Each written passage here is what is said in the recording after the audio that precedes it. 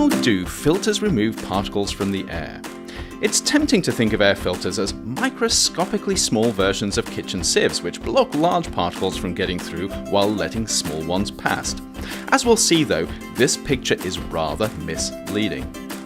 Many types of air filters are made from tangled bundles of fine fibres. Together, these create narrow, convoluted pathways for the air to pass through them.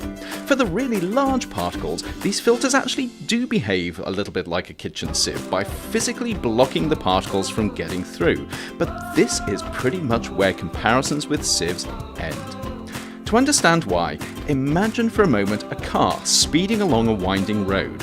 The car fits easily on the road, but if it's going too fast, it won't be able to navigate the bends, and you just know that at some point it's going to crash.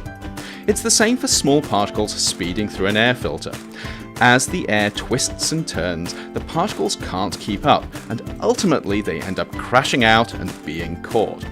Because of their inertia, which just like the car depends on how massive they are and how fast they're going, they can't stay the course.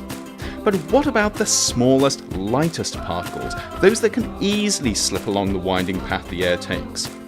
Amazingly, these are also captured efficiently, but for a very different reason.